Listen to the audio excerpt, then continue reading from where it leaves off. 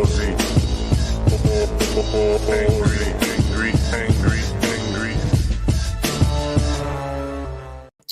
And here we are, alive, ho. Not that I'm calling you hoes. I'm just, Anyway, moving on. Fox. Yes. How long can Australia's Prime Minister pretend rapists in the Liberal Party aren't a problem? The story goes tomorrow, the minister in question is going to front up and say, the letter's about me and it's not true. And Scotty's already gone, good enough for me. It's like, yes, because that is one of the most common investigative approaches police use for crimes. They say, did you do it? And if the person says no, they go, oh, well, just go then. And hello, Annette. And hurry. Oh, yes, I did see the neo-Nazi attack. I saw the story about the neo-Nazi attacking the security guard at Channel 9. What weirds me out about that is that person is known. Everyone knows who it is. He's going to prison. But the fact that he did that, and it reminded me of the Trump idiots, storming the Capitol building, committing really serious crimes. Their level of delusion has reached the stage where they think they're allowed to do these things, and it's a real fucking shock to them when they're not. It's very, very strange times. And hello, Abigail, and Musical Aviator, and Charles on Facebook. Who's where? Well, here, there, everywhere. Oh, Annette, there's a guy who's a very well-known Australian neo-Nazi, was upset that Channel 9, and whether it was on 60 Minutes or something else, was going to or did run a story on what a bunch of fuckheads neo-Nazis are, and they're getting bolder in Australia. And he showed up at the Channel 9 offices demanding to see the journalist, and a security guard kind of ushered him out, and he quite violently assaulted the security guard. And again, shows what a clown is, because he's known. Everyone knows who he is. The cops know who he is. He's going to be arrested and he's going to prison. But they have this delusion happening that they're like their little bubbles on the internet. They convince themselves they're allowed to do these things. She was yes, I did see Corey's fucked up his eye. He's got one pupil is really large, and that is a common thing that happens with an injury to the eye or the head area around the eye. Yes, Charles, you're right. Neo-Nazis are getting bolder everywhere and trying shit, particularly in the US, where they spent 4 years being specifically emboldened by the wannabe fascist president. It's kind of like law enforcement worldwide is waking up to the fact they're actually dangerous, but whether they'll do anything is anyone's guess. Checking this thing, what have I got? Oh, that's mostly gone through. Nice. This is a blood orange cordial sugar syrup I've been making. And it gave me a lot of trouble, but it basically came good. I might filter it again overnight. And then it should be fine. Speaking of filtered, why did I leave it around there? I've got a milk clarified Negroni here, cocktail. Several cocktails worth. I can drink that later. And my other milk, this is my brandy milk clarified cocktail, the Velvet Threesome. Not as sweet as I thought it would be. And this is, by milk clarifying it, I've made it less bitter, because Negroni is usually too bitter for me. But yeah, yes.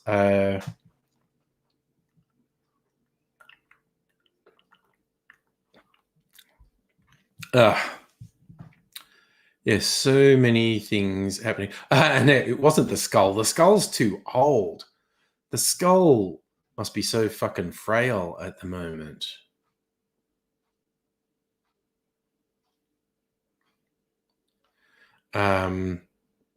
Yeah, I don't know. What's the skull? 80? He can't be doing that. No, it was some young, very dangerous, self-proclaimed neo-Nazi, very dangerous psychopathic person. Shields Trump's tax papers were thousands of pages long. Well, it'd be thousands of pages of bullshit, certainly. Charles, buddy, yours got in a scrap with 1 year stay in Hamilton. Thankfully, the Nazi was the one who went to hospital. Yay. Good one. And I think the skull is still alive. He's just very old. Fox. Oh, yeah, sorry. Actually, yeah, let's do Angry Bunch. Why not? You've got an Aussie whiskey purchase and hang out and chat. Fuck yeah, let's do it. What's it, Tuesday night? That's an excuse. It's Tuesday. Let's do it. Anyone who's interested. Okay. Copy in the link. Paste in the link. Okay. For anyone who wants to join in, let's do it. Hellion, hello. Kirsten, how are you this fine evening? Whiskey time, yes. I do a whiskey. I don't know. I think I've got 1 or 2 whiskey bottles that are almost empty. So if I empty them, that's an excuse to buy more. I actually cleared some space in my shelf thing and finished some stuff, and I ordered some stuff. Oh, God, I want to see Fox's whiskey. Dr. Abigail, hello to you. Hello. How are you? I need some more light. I'm okay. Yeah. Oh, okay, that's good. That's good. I've been busy. Just Busy? Appointments. Ah. Yeah. Good things happening, I guess. Yeah. Good. My most excitement was I placed an order on an online alcohol store called Masters of Malt that's UK based, and everything was cheap because it doesn't have Australian taxes on it. Fox, hello. Cool. Fox, hello. Charlie, Got you. Good fix. Charlie, okay. Or Abigail, my bad. Hello. Okay. So shall I show it off? Yeah, just straight into it. What did you get? Do it. Nant Oh, where's that from? podcast whiskey. Tasmania. Tasmania. Nice. Nice. Yep. That's a bit below. The Nant Distillery in Bothwell, Tasmania. Oh, nice. It's a Tasmanian Highland single malt. Ooh, nicey. And Ooh. I have not opened it yet. So that's interesting because in terms of climate for the aging of whiskey, that's much closer to Scotland. Like if you do it like somewhere like Melbourne that gets severe heat waves, that ages the whiskey quite differently to what you normally get in Scotland, for instance. And good evening, Safa and Chris. Oh, cute little square bottle. Yeah, I like it. It's round. It's round. Oh, sorry, yeah. Squat and around. Yeah. I've got I've got that sort of bottle. That's Where's there it is. Plastic thing around the cork, and it's got one of those nice cork. Oh, nice. The first pop. Nice. I love that smell. That sound. Yeah. So do I. That is good. Oh, Kirsten, yes. What you're saying is what I was about to say, and then you got all excited about Fox's whiskey. As I ordered, I was like, that's so cheap. And then, I bet that's excise going to hit me. And then they sent me an email that said, hey, you're probably going to get hit with excise. Are you going to pay it or we won't send it? And I went, oh, you know what? It's like gambling time. I'm rolling the dice. Maybe customs are so busy they won't even notice this consignment of booze coming in. They probably will, and they'll probably double the cost of the stuff. Customs are fastidious. They will go to. It doesn't matter how backlogged they are. They will do whatever it takes to check everything. Okay, they're absolutely fastidious. Yeah, I expect it to do it. Yeah, and it's an important job to do. It is too.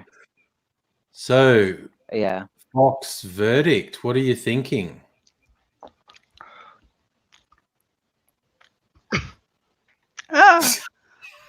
Bit harsh going down, but this is straight with nothing else in it. Yeah. Ooh, really smoky aftertaste. Yeah. Nice. Yeah. Definitely something to you'd have to try. Oh, nice. Because my palate's not as used to whiskey as yours. But definitely a really smoky aftertaste, and that smoky flavor lingers. Ooh, Yeah. really nice. Like a smoked, like a smoked ham or something. Smoked meat kind of. Nice. Yes, after I had dinner 2 hours ago. Oh, yeah. A porky whiskey. I've never heard of that. That sounds delicious, but also very weird. It's got a smoky. The aftertaste is very smoky. There's a nice smoky flavor in your mouth. Mm. Smoked pork was the best I could think of at the time. Hey. Hi, Shilty. Hello. That's hard.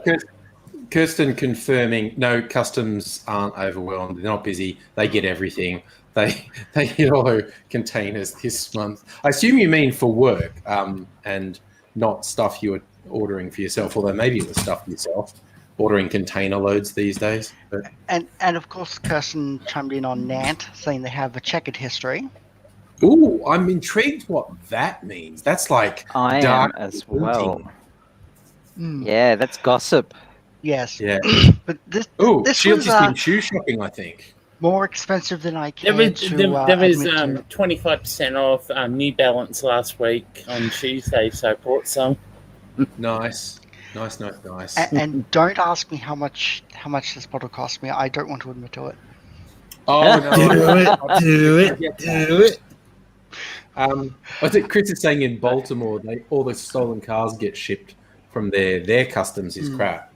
Same here. Oh, they haven't seen our customs. Well, I assume customs are going to realize this is alcohol I've ordered, and they're going to like double the price with excise. But it's like, it's almost like a little game. Maybe they won't. Maybe they won't. It's like a little mini lotto ticket. Will I win, or will they charge me double for the stuff I ordered? The Australian customs are a bunch of assholes. Like a few years back, because I'm at AFOL, a Lego adult fan. Yeah. Lego sends our group some free Lego, what's usually just the bits and pieces they have at the end of runs to us. Yeah. And they tried to tax us for a thing that was free and gifted to us.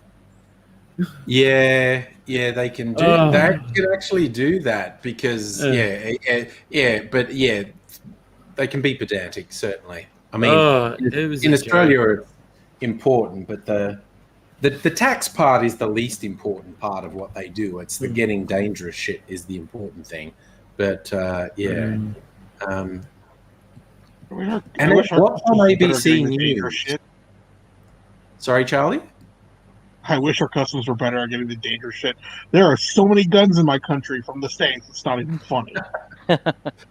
Little bit difficult to stop it from your very near neighbour. See, us being an island works in our favour. It's a bit easier to control. Yeah. Oh, no. Oh, sorry. No, the gossip. Now I know. I heard about that one. Nant was the ones, they had a barrel investment scheme, but they just took people's money in. So what they did is they said, hey, okay, so this is a good investment because if you pay us, we'll make whiskey. And they were saying it was going to be 5 or 10 years aged or something. And if you give us $1,000, we'll give you back 10,000 when it ages, because that's how much it's worth when it comes out. But we need the money up front. And they were stringing people along for, like I said, it was 5 or 10 years. And then it turned out they oversold it by several times. And it was a massive fucking scam. I heard of that. But they're still in business, apparently. Okay. That is spectacular, but I would never support a company that pulled that shit. Yeah. But, so Kirsten says it's been bought by Australian Whiskey Holdings. They've tried to rehab the image, but it's not working great. I guess people just remember. Sometimes it's easier just to rebrand. This Yeah. was $170. Holy That's cow! I mean, that's bold, but it's not absolutely outlandish. Yeah. It's not like the pretty wonks will pay much- like $1,000 for a bottle Yeah, Yeah. pretty at a much. club. Once that bottle's done, I'm not buying it ever again. Yeah, no, I get that. Yeah, This no, was a once-off it's purchase. fun to do those things as a one-off every now and then. In fact, Yeah. it may. I'm not even going to drink it all night. It's probably going to sit on the shelf up there for a while and not touched because Yeah. Well, I've only got like maybe 1 or 2 drinks of Nova left, and I'm Yeah. like, yeah, me too, that was actually. expensive. That's the one I've got that's almost empty. Hmm. Yeah. I won't be able to afford another bottle for a while. at least you didn't run a $170 bottle. I True. often just randomly check, and I'm doing it now on Dan Murphy's because sometimes they have bizarrely big specials on it. Yeah. And at the moment, no, it's $10 off. Once I went there and it was $25 off, and I was like, shit. Yeah, I remember you saying that. Yeah. Is there a way to set up like watches? Like, I wanna watch the price of this and that bottle and this and on their site. I do not believe so, but they also don't change the prices very often. Like you'd only have to check once a week, and you wouldn't miss anything. Okay, so Kirsten's Sure. saying that 170 for a Tassie whiskey is cheap. Oh yes. I like the Okay. famous one, the Lark Distillery, which is really the one that was a rebirth of distilling in Australia, the one everyone loves because they set off. They advertise on Facebook, and for a laugh every now and then I check. The last one I checked was $1,000 a bottle. So Oof. And Jeez. Nettie, yes, it is worth it. yeah. It's probably not going to be drunk too quickly, but it's worth it. Yeah, no, I got a good one. I mean, even the good Nova's the comparatively affordable single malt at Starwood. Their more expensive ones are $130 a bottle. And I did buy one. I bought Fortis when it came out. Their overproof, the first overproof whiskey they'd done as a regular thing. And it's very nice. But Nova is a bit cheaper, and Nova's really good. And even their, the slightly cheaper one, still the twofold, that's like their entry level one. It's a better price, and it's really nice. It's really drinkable. Got to be a pretty good one to introduce someone to whiskey, because it's got all the whiskey character, but it doesn't really kick you in the head like a lot of whiskeys do. It's like, every now and then you get really serious spirits and people go, this is the best, and you taste it and you're like, It's like having a boxing match with it. Absolutely. I've got to run. One of my friends needs me to help her something, so I'm afraid I have to disappear now. That's okay. Thanks for Thanks for showing us your toy. Yep. See yous. Yeah. See you, Have man. fun. Don't have too much fun without me. Oh, too much. Annette, is Blackwood's another whiskey or another distillery, is it? Oh, God. Yes. Oh, Kirsten, you're going to keep an eye on the whiskey blogs for Nova specials. Thank you. People stop instigating them. Instigating what? Sorry? You got enough whiskies behind you, enough rum. No. Lies, No, lies I and don't. slander. They're for different occasions. There is never enough whiskey. There is never enough rum. And I've got more rum than whiskey. Like, I've got at least 10 different rums and another 4 things that are like rum derivatives. And So that just sounds like you need to buy more whiskey to even it out. yeah. So I don't know if you can. Okay, of course we count Irish whiskey. That's a whiskey. How many whiskeys do I have? 1, 2. Where's that? I've got to go over and check. It's 1, 2, 3, 4, 5, 6, 7. 7 whiskeys. We lost Fox. Oh, he had to go. Chris is going to join us. Sorry. Oh. Fox has been replaced by Hi. Chris. Hi, Chris. What's up, Chris? Hi.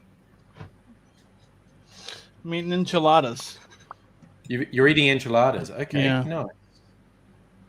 Oh, okay. Backwards is a distillery in Yakandanda, and Kirsten loves them so much. And it Backwards Ryan single malt, talking about them a couple of weeks ago. Ooh. Oh, that's right. Yakandanda. Yes, Safa. That's right. That's in Safa's neighborhood. Kitty. Kitty saying hello. You say Backwards. My first thought is the shitty cigars everyone chops up. Yeah. That's funny. Oh. I don't know. Do I want to 30 minutes from your place, Safa? I don't know if I want to go on a distillery safari again at some point and see what's worth getting. Well, the two we went to were very close. Yes. Yeah, and they're very handy. And they're not the only Yes. ones that are basically in the Melbourne CBD. So Oh, really? yeah. I mean, Wow. well, there's near you is Brogan's Way. There's Kirsten would know this answer. I know one distillery in the city, literally in the city, and Like, is it I bet Kirsten downtown? knows it more. Safa reckons the Melbourne CBD smells like rum. That would be one of the That less. sounds No, it pleasant. smells like pollution. Yeah, rum. We would be get a one- mix here. We get if it's raining, it smells like rain. If it's not, it smells like piss. Oh, so it's the Toronto Underground. Got Pretty much. And then again, I did go to Melbourne at the worst time with the fires last year. So Oh yeah, no, that wasn't. Good. Yeah. yeah, Oh, so Kirsten says there's 33 whiskey distilleries in Sydney. Whew. oh god, That's a lot of whiskeys. Yeah, Little Lon was the one I was thinking of, Kirsten, because it was literally downstairs from where I was working when I was working in the Queensland city only needs two. before I was working from home. And also, to my strength, I never went down there at lunchtime and started drinking. So there you go. Hey, bravo. That's hard, man. Yeah. Oh no, what's Hey, hard? when- is 1 year of working from home, sitting right next to my bottles, I still have not had a single drink during the day. So I think that I yes, yeah, golf clap. Thank you, Kudos. Charlie. Yeah. That deserves a golf clap. Yeah. When are we gonna hit up Elysian? Soon, definitely. Oh yeah. No, we absolutely should. Kirsten, are you Yeah. coming to Melbourne anytime? Because we could. Oh my God! Look at. I'm sorry, Abigail. You're cracking me up. The concessions you're making for your cat at the moment. Yeah. I love it too much. Sometimes And you just gotta let the kitty if do I what the don't- kitty's gonna do. If I don't give her some time like this, she will annoy me all night Mm-hmm. Oh, until I yeah. capitulate and give her some attention. that's fair. But yeah, I'm a cat, and there she is. She's good now. She's happy now. So yeah, Oh, now my sorry. boobs are covered in We cat don't hair. own cats. Cats own us. Exactly. Yeah, Yeah. we're the Oh, I'm just Kirsten, her tenant. I misunderstood Kirsten. There's not 33 distilleries. She personally has 33 Oh, whiskey okay. bottles at Sydney, and more whiskey in storage, and 62 gin bottles in Sydney. Oh my god. Sounds that's a lot of you bottles. need to go to AA. That's yeah. That's a serious Very- collection. Yeah, that's enough Very bottles to get you to an states AA of- meeting, that's for sure. Damn. Yeah. All right.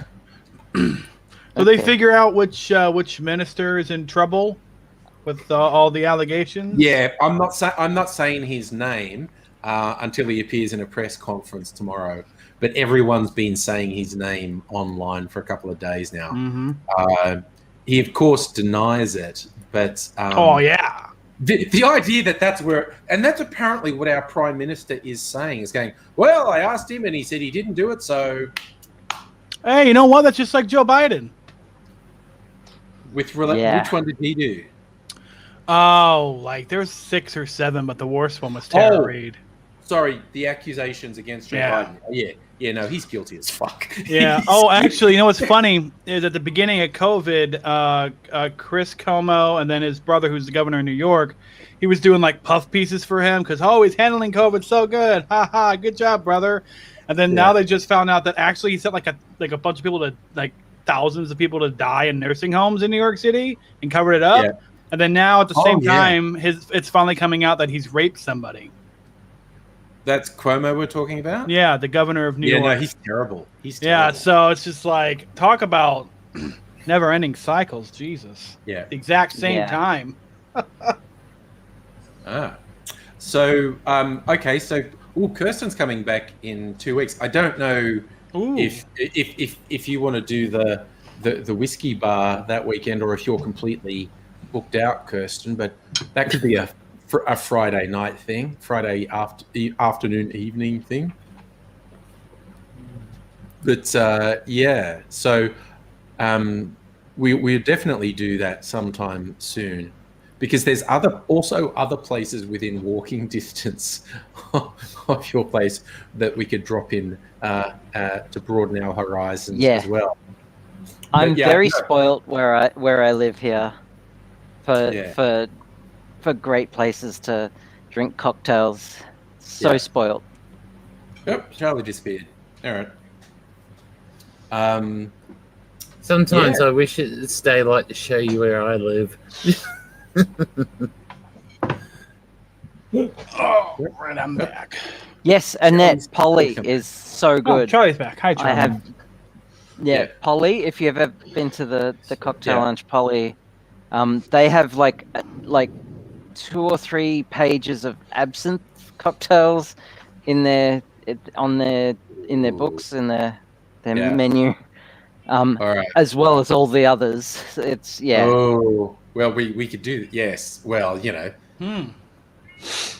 you're only flying late on Friday, but Saturday's a possibility. Oh man, I wish I could hang out with friends. I don't get to do that here. Well, that's what we went. Yeah. A, we're an island, which makes us lucky, and B, when shit got real, we got locked down real quick. In fact, arguably in Melbourne, Yep. not quick enough, and then we had to be locked down for a long time. Yeah. But it worked Yeah. to all intents and purposes. Virtually no virus in circulation. Well, enjoy it, man. Enjoy it for those that can't. Really. Yeah. So Please do, But- because we're currently seeing over 1,000 cases a day, and we're like, let's open up. Things aren't bad. Yeah. I mean, I should be getting vaccinated in the next 60 days, so I'm on a list. excellent. Then I can see friends again. Good. Yeah, I mean, Well- because see them online. Like you can do the online thing. That's what we did.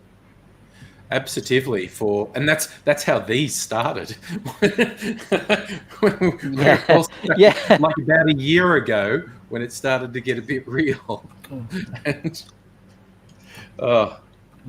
but yes, it's you do what you can, but yeah, for a number of reasons. Like I probably am not getting vaccinated till at least June. Who knows what'll ultimately Same. end up happening.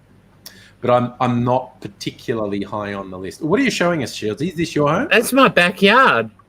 Oh, That's nice. That's nice. That is my backyard. nice. Oh, Drinks I'm on so the deck jealous. at Shieldy's place. Nice. You see, I'd be Where do you I jealous. would have to go next door for a deck. I don't have a deck. Oh, you don't have a deck? Oh. You friends with the neighbour? Oh yeah. He doesn't live there full time, so Oh, there you go. Even better. Yeah. Even better.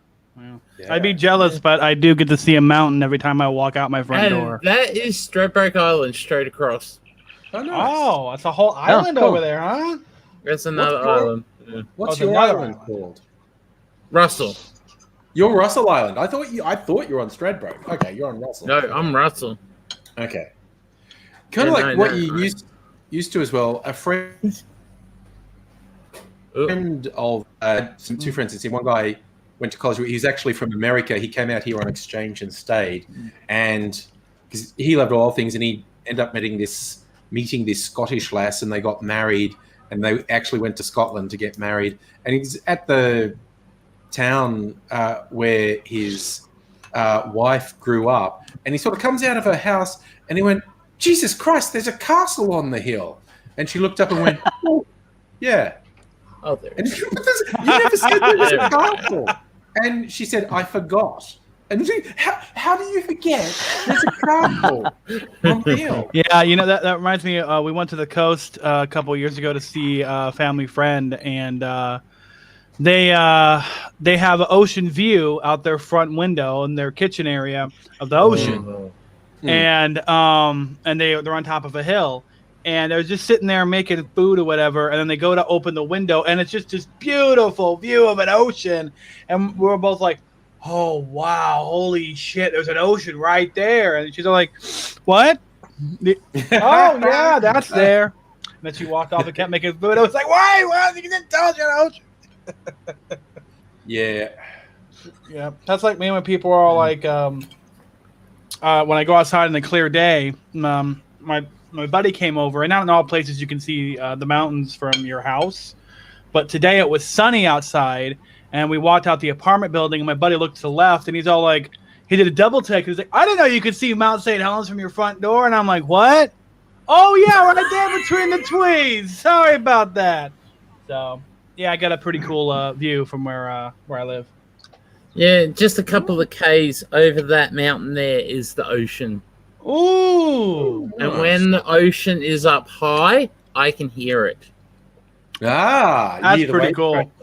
Talk about calming. If you can rest. The problem about it, other side of the house here, I've got high voltage lines, and they whistle in the wind. Oh, that's a shame. If you ever been up to what's the name of it? Emu Park up at Rockhampton there.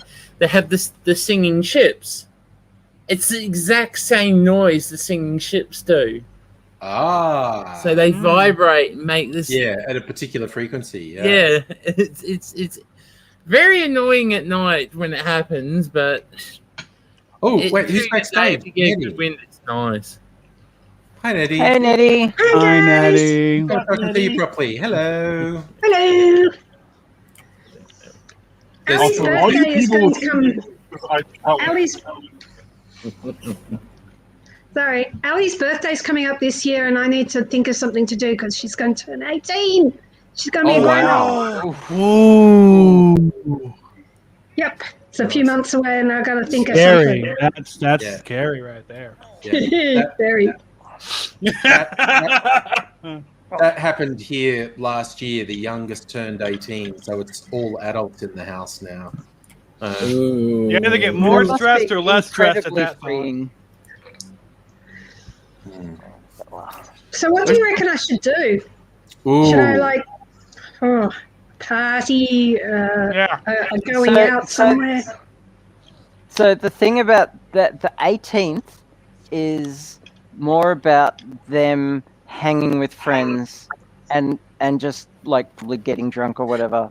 It's the 21st that like traditionally parents make a big event of it. Yeah. That's in my experience anyway. Yeah. Well, I guess it And depends like what all she my wants friends. as well. Yeah. What does she like to do? That's the real question. Oh. As much Things as that make me worry. I only know her as an agent of chaos. Yeah. She is. Yes. That's a very good description. Oh, dear. Yeah. Yeah. Well, look, just give her a couple bucks and say, "Have at it, kid." There you go. Boom, done. Or don't. So, but yeah, it really does depend on what she wants to do. Yeah. And I'm trying to It's put right in the middle of winter, though. It's sort of makes it challenging. bit pesky. Yeah, pesky timing. Yeah. On my birthday's in July, so I'm always the same.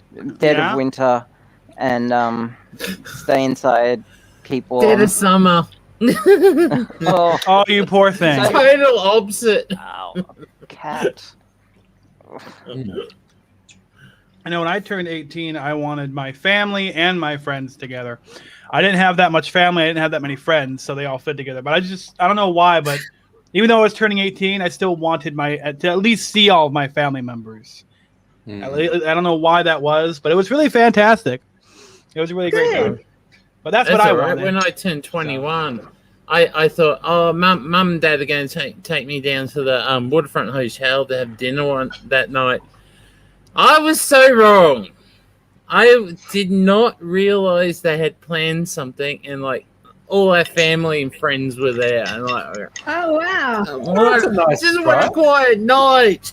Oh, you were a bit overwhelmed. Okay, fair enough. Yeah. 18 and 21 were both very fun birthdays for me. 18, my parents gave me a crate of spray paint and told me, "Don't get caught." So me and a bunch of friends went back. Grand old time. Damn. Pretending we were in Melbourne, enjoying the alleys. That's all right. I was in the States. With mum gave me with my 21st. I got it back with her 50th. We did the exact same thing. She thought we were just going down the Waterfront Hotel to have dinner with Nana and Granddad. We invited all her ex-girl guides, her current rangers, her friends, her family members. Were all there. We walked in. It's like her go, "You didn't." You remember that was me and Dad scheming it. Basically, what Dad did is stole her little blue book, what had all her contacts, because she was a Driver Reviver person, doing all, you know how you do Driver Reviver. She had a ton of contacts Dad went through. And we ended up with a massive party that night. Mm-hmm. Oh, that is the meanest thing I've ever done to my mum back. the nicest, meanest thing. It's true. Like, very nice. Oh dear. Some old man, he got out of it. He moved to New Zealand, so we couldn't do anything for him. Cheeky. But that's all right. My mom's 50th. My dad pushed her out of a perfectly working Abigail, your kitty's so cute. Yeah, she's very being fluffy adorable. and warm, and she's very entitled. She's an alien in disguise. She's planning she's to so pretty. brainwash you. Yeah, I love it a bit. She is entitled because she's pretty. Patty too. Yeah, my girlfriend's cat Josie, who I've been helping her raise. She hasn't raised a kitten before. She's starting to become a teenager now, and Oh no! and she's starting to get real adamant about when certain things need to be cleaned and when certain people need to be fed, or she gets real vocal. Yep. So we're trying to work around that, and with distractions and little habits to try and calm that down a little bit. So we're learning her, and she's learning us still. So it's nice experience. But I tell you what, man, if she gets grumpy about the cat box, Yeah, you got to keep those clean. yeah, Otherwise, yeah. And there Thank it you, goes Bella. again. yeah, it's gone again, just like that. Yeah. I just Bernie in the chat doing Monty Python quotes. Luxury. We used to live a bottle of lick. I used to live in a cardboard box in the middle of the road. That sounds incredibly dangerous. Oh, That sounds very dangerous. There were 7 of us in the cardboard box, and we ate shoes. what is it? 7 of us. Binge put up what is it? The Meaning of Life from Monty Python. Oh, Oh my god, that is The so Meaning of Life. confusing. It's a bit all over the place, but there is some good stuff in it. There's some, It's Monty Python. Yeah. Let's watch it. Oh my god, it was Fishy confusing. over there. yeah. Oh god, they were a crazy bunch, that group. Oh yeah, and Yeah. they did it for 4 decades. That like the 4 Yorkshiremen. I thought that was first done by Monty Python, but some of them did it a decade earlier. There's a version of it that's got Marty Feldman in there, and I think Peter Cook. Oh, wow. And that was like a decade before Monty Python. Slightly different words. Same as the bookshop sketch. I've seen a really old version of the bookshop sketch. It's got John Cleese in it, but another person who's not in Monty Python. And it's like, oh man, they were kicking these scripts around for ages. Wow. Kicking the old script around. As Strictly Sega, there was some crossover with the Goon show. The Goons were older than the Pythons, but there was some crossover between them, like people writing and performing on. Yeah, there was. Yeah, everyone loves Spike Milligan. Everyone loves Spike Milligan. Yeah. I'm not quite sure who Spike Milligan is. He was an Australian. Australian. My time. A bit before my time. Yeah, Australian writer and comedian. Went to England in the 60s and got famous. Okay. He was in probably the Goon. I'm not sure if the Goon show was the 50s or 60s, but it was I a thought radio. he was English. No, Spike's Australian. Oh, Now you like him even more. Yeah. yeah. And he wrote quite a few books. Did endless comedy over about 3 or 4 decades. And he also had post-traumatic stress from the war. Yeah, One of them. that's that right. One or the other, or maybe both.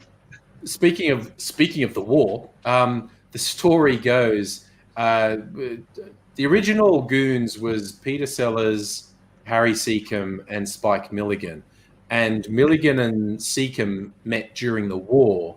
And the story goes, Milligan's group, maybe not that thing, they had a anti-aircraft gun, and it was on this cliff, and there was a camp at the bottom of the cliff. Again, those are soldiers, and they backed the truck up too far, and this gun fell off the cliff and smashed into the. Didn't hit anyone by pure chance. Smashed into the ground. Very bad mistake to make. And story goes, Milligan stuck his head in Seacombe's tent and went, "Have you seen a gun around here?" And Seacombe just went, and Seacombe just immediately looked up and says, "What did it look like?" And of course they saw it. It hit the ground with this massive boom, and everyone was like, "Fucking hell, what was that?" And yes. That's funny. Yes. Well, Spike. What a character. He was so silly. He was so super silly. Yeah. He had a extremely strange sketch show on the BBC. It was called Q. And so then the second stories was called Q2 and then Q3. He got to Q8, and so he had this running joke that why is my show named after a Middle Eastern country? Who knows? And Q8 is only supposed to be 4 Qs in a year. Had a big react to the Q. His name was Q. Yes, he's the original Q from QAnon. You don't realize. There we go. The original Q is from the Q continuum from Star Trek Next Generation. Always have Just been. putting it out there. Will be. Yeah. Oh God, I like the That reference. was in the 80s. Yeah, Oh, I like right. the Q references in Below Decks. Yeah, yes. And they did manage to bring John Delancey on to voice act Q for 5 seconds. Yeah. Yeah. Where is the Q? Go away. Go. Which was great. Go. All I gotta say is the worst Q episode has the child in it. The child. Sorry, I missed that. Huh? The worst Q episode is on Voyager with the Oh, child yeah. Q. Oh dear God, did I That's want to pop that little shit off the screen? The kid who played the young Q is the actual son of John Delancey, who plays Q. Oh my God. Okay. Yeah. That's wild. That's Oh, wild. he's so punchable. He's still very punchable, yes. Yeah. But just remember, Don't punch. it's a character. Don't actually punch him. Yes. I know. Yeah. I Yeah. know. No. Don't No. punch anyone. No punching. Yeah. Well, No, Nazi. No. Hey, Chris, no, there's definitely people you should punch, and they're called Nazis. Well, Yeah. I mean, yeah, obviously. yeah. Punch Nazis. Absolutely. I will punch 100%. I would love to. It's what my grandpappy did with the big gun in the war. Yeah. Punched a lot of nuts. Same. I love like the memes of like the Normandy landing where you know another Antifa operation harassing innocent Nazis. Yeah. Yeah, those big memes around here. I tell you what. Oh Ah. my god, yeah, I love that shit. Oh man. Yeah. Anytime someone goes on about like, you know, fascism or whatever, being able to let people talk or whatever, or you should be civil with people. I was all like, you know, I always thought, like, well, last time I saw a Nazi, my grandfather killed him. Yeah. So, Last time someone in my Bring family. back 1945 rule. yeah. The last time someone in my family heard some shit you were spewing, they just killed you. You know. Yeah. So, Unfortunately, my family didn't serve in Europe. My family served in the Pacific Theater, so they killed some Japanese. I was about to say, yeah. And good Japanese fascists, same as you know, European fascists. Basically. Yeah, the Japanese are really bad. I mean, they really, they were terrible during the war. My God, so horrible. What they did to people in the countries they invaded. Oh and my God. yeah, was yeah, for sure. Japan is. Everyone gives China shit about being revisionist, but Japan is just as bad for that shit. Japan is probably the worst country in the world for denying its incredibly awful history. Yeah, for sure. They For are sure. possibly Yeah. the worst. Like, you have the serving Japanese prime minister giving flowers to memorials for World War II Imperial Japanese Army generals, and it's just like fucking Yikes. no, dude. Yeah, it's not good. It's Yes. definitely it's definitely the greatest shame on Japan modernly. That's definitely one of them. Yeah. Yeah, it's a shame. I've been watching this week by week World War II channel on YouTube, and this was the week where they completely defeated the Allies except for Australia, and they bombed Darwin. Yeah. And everyone was like, "It's over. They lost the war." So, and then for some reason, you know, it just kept going. So, you know, there you go. Well, Aussie soldiers are just furious. Like, Oh, they're I just know, dude. It's just, unstoppable machines. yeah. Yeah. They're like, we got to get back to Australia. We got to get back, and we got to protect the homeland. The Japanese like, we're not coming for you. We got to protect the homeland. Well, there was it was like, you know, the Americans basically controlled the Philippines and got overrun. The British controlled Singapore and got overrun, and the Japanese army was working its way down through Papua Sumatra and Java and all that. Yeah, and Papua New Guinea. Yeah. last-ditch effort by reservists, because all our sort of battle-hardened soldiers were in either the Europe. Actually, most of them were in Africa. There was, but our battle-hardened they called. troops were in Europe So and Africa. the reservists were called chocos. Chocolate soldiers, because they were expected to melt under the heat of battle, but they held the line, and the it Kokoda was Trail. Oof. insanely awesome. Yeah, the army they stopped was basically undefeated for more than a decade. They had just swept through China and then all through Southeast Asia, beating the Chinese army, the Americans, the British, all the Allies suffered defeat after defeat after defeat, and then these reservists stopped them in the jungles of Papua New Guinea. It was just in the worst of conditions as well. Dysentery and malaria were probably your worst enemies there, but they they held. And Yeah, that's it's a crazy story. I know that this week, what they were talking about was the Australian Prime Minister. Like everyone was asking, well, where can we send the Australian troops? Where can we send the Australian troops? The Australian Prime Minister was like, "How about here? yeah, Darwin just got bombed. Bring them back. There's no more ships. They got to get back here." There's another bone of contention. Yeah. Between Australia and the British. Yeah, because Churchill refused to release the Australian troops who were in the European and African theatres. And the then Prime Minister of Australia, Curtin, said, "Oh, cool. I know you think you're in charge, but they're Australian soldiers, and I'm actually bringing them back because we're about to be invaded." And Churchill's line was reputedly, when someone said, "No, we are actually worried the Japanese are going to annex Australia," and he said, "Let them take it. After I've dealt with Hitler, we'll take it back." And the idea, Churchill is a real asshole. I don't agree with a lot of Churchill's actions. I mean, Churchill was a racist asshole.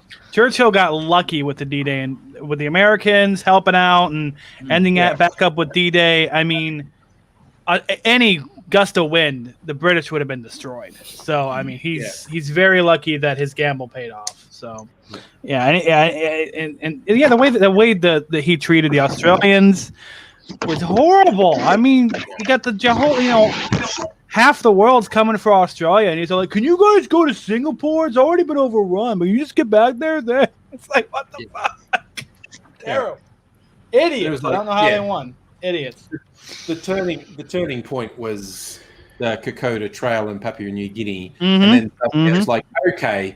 And the Americans then went, "Let's start our Pacific campaign now." Yeah, let's start now. MacArthur was very, very, very upset at having lost the Philippines. Oh yeah, the famous he was. line, "I will return," and he finally got the numbers he needed, and then the push just came back through Singapore, back through the Philippines, and then back towards Japan. Yeah. Oh man, Manila was Manila's. If you ever watch anything about the Battle of Manila, it's horrible. I mean, it's probably the worst street to street battle in the Pacific. It was the only one that compared to anything like Europe. It was we actually just passed the anniversary of basically combined American Filipino troops retaking Manila. That was pretty recently. What happened on this day, and I think it was in the last week. It was the anniversary of the retaking of Manila. A lot of Filipinos today are still very upset at the Americans for pretty much going brick by brick, destroying the city to get the Japanese. As they also destroyed the city brick by brick. They're like, "Could you guys maybe done something a little bit better?" And no, they just went block by block and just destroyed the whole city. It's terrible. But then again, they. But then again, it was the Japanese. Yeah, and they did think they owned it, so they rebuilt it afterwards. Well, that's the American way, though, isn't it? Did not leave for many a good year after that. Oh no! We talk about America. We can't talk bad about America. What are you talking about? When I went there, talk bad about America. Hold on a second. I would beg to differ. God, I hate this country. I visited there about it was a long time. Jesus, 25 years ago. Probably 25 years ago I visited there. And I did get to go to this country club that was called Camp John Hay. And I was like, "Oh, what's it called that?" You go, "Oh, it used to be Camp John Hay. It was one of the major American bases." And there was the bit about 30 years ago where the Americans just handed everything back. And so they turned the military base into a country club. It was very nice. It was nice. Good imperialism. Yeah. But things had just calmed down when I got there because Aquino had been president for a while. Oh God, I've forgotten the dictator's name. Detente? It's dead. No, he's the current fascist. Corazon Aquino. Aquino, thank you. No, wait, was that? No. Oh God, my brain has absolutely stopped working. There was the shoe lady. Have you tried turning it off and on? Yeah, have you Yeah. tried that? I need to reboot. Yeah. The woman with all the shoes. Marcos. that Oh, was it. Imelda Marcos. Yes. Yeah, Marcos. Yes, and Meldon. Yeah. Yeah. Okay, there you go. Yeah. That's it. So As soon as you said the lady with the shoes. Yeah. Yeah. Marcos had been kicked out for a while as peaceful, but when I was like getting a tour with people, because this is my ex's family, and we're going on a drive, we passed and they going out into the provinces, and there was like a building, and there was like a boom gate, but it wasn't in operation. And they said, "Oh yeah, that's a police station." When Marcos was in power, and there was a lot of trouble with the communists, that was a military stuff, and that was a roadblock. Because there was a lot of trouble with the communist insurgents trying to get rid of Marcos. So everything was good on him when I was there. Oh yeah, absolutely. Marcos was just garbage. real mother. Just as bad as What's the happened to current one. Shieldsy? Oh, no, he's back. Oh, he's back. You good? You all right up there? Is it like, oh, He's like right No, above me, so it's like he's giving my head a kiss. eh? I burnt my hand this morning. Oh, bummer. Oh, ow. That's a burn. I scratch that. See that little scratch there? Yeah. That little innocuous, tiny little scratch there. Yeah. It's deeper than it looks. It's just a tiny scratch. I don't even know where I got it, but I had to go into the pain clinic at St. Vincent's Hospital today and sanitize my hands more than once. Oof. And that stung. That's just Oh no. Yeah. Well, I a little scratch. Sorry. what was that? I was just saying I got a little scratch on my thumb on the live stream on Saturday night, and I don't know how I got it. Just at a certain point, I went, "What's that red stuff on my thumb? Ow! What?" That's Funny story. Was that hour 3, hour 6? So just tonight, one of Will's Ant Queens died. So he didn't know what to do with this little tiny. Well, it was bigger than a normal ant because it's a queen, but like he didn't know what to do with it, and I just said, "Viking funeral, hello." So he's building a boat, a tiny little boat, and we're going to set it in the bath and then set it on fire. Viking funeral, and well, it is making it all. It is a queen. It's royalty. Yeah, absolutely. So he's making this boat. His first model was a disaster. It would have just sunk and not really burnt. So he's making one out of popsicle sticks. I've got a whole bag of them for crafty stuff, and he doesn't know how to cut them. So I'm like, oh, fine. I give him a box cutter, and I show him how to use it properly. And I Here we go. Do not cut yourself. Do it like this, and I'm like, I'm teaching him how to use it safely. 20 minutes later, he comes out, I cut my finger. Yeah. That was easy. It's unavoidable. Like, teenage boy with ADHD. It's going to happen. Yeah. Oh, my God. I saw my partner for the first time in a while this weekend, and I helped them cure meat. And I got curing salt in cuts I didn't know I had. Oh. It was like, yeah! This reminds me of something. I have to go do something. All right. Okay. I remember my mum on Christmas with her never-ending roasts that she I cut this hand. Oh my God! I was trying to cut. It's not as big as what it used to be. It used to be like across there. Oops, up there. Across there, I was cutting and I slit straight across my finger there with a knife. Oh. And let's say it went deep and the skin came up. Oh.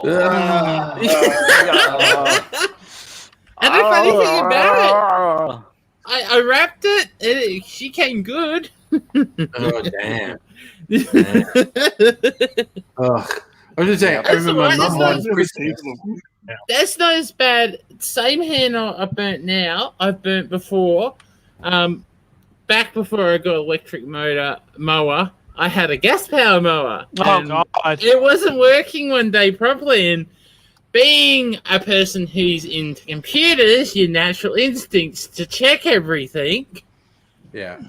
And idiot touched the me engine? touched the hot exhaust. Oh. I grabbed it like that, and I burnt all the way up here, all the way up that head, Oh, Oh, and I God. oh was God. bandaged up for a Yeah. month. You know, I gotta say, I think the most dangerous lawn tool is a gas lawnmower, because not only does it have a blade and hot exhaust, and it's always fucking up on you, so you always have to go down in there and look at the engine and push everything and pull. I mean, I'm telling you, man, those gas mowers should be outlawed. They're dangerous Those Yeah. two-stroke and they're two-stroke, loud. lawnmowers are everywhere in Australia. Yeah. Yeah. I have burnt myself with a soldering iron more times than I can count. Oof. Yeah. And and it's always like I'm looking at it. Oh, there's a bit of solder. Oh, I should not have done that. Like, it's always dumb shit like that. That's Only funny. That's funny. occasionally, like, accidentally bumping my finger, but like actually, nah. I I shouldn't do that. almost The worst- picked up the wrong end of the soldering iron once. Oh, yikes! It just The burnt worst- like the Wanna tip do of my that, thumb. son. You don't want. That's like day one of soldering class. Don't touch Yeah. anything. Yeah. You want Oh, the the worst part I first time I did it, I was teaching undergrads how to solder. Oh, fantastic! Oh! Like, and then I did. Poor Oh, thing. maybe I shouldn't do that. Like, yeah. The worst part I ever And seen that's what recently, you. I was, That's what was- not to do, kids.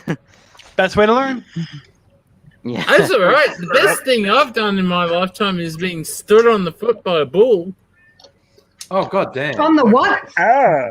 Step on the stood on- foot by a full-size Oh, so bull. a Bull. bull stepped on your foot. So a bull And you wouldn't stepped on guess your where it balls? happened. And you wouldn't guess where it happened? School. Oh boy! I bet What was happening? that We would were have been doing panic. we're doing the tick spray for the shows, and naturally, I'm one of the ones who puts my hand up like an idiot, and have to put all this gear on, and because your vision's like this with the mask on, I didn't see the bull behind me. And because how we do it, we just let them run around because it's just easier to do than tying them up because they just so unruly. And I just walked in the wrong spot. The bull came across in front of me, and I didn't realize what he did. He just went smack on my foot, and he got the top of your foot here. Yeah. He landed right there. God damn.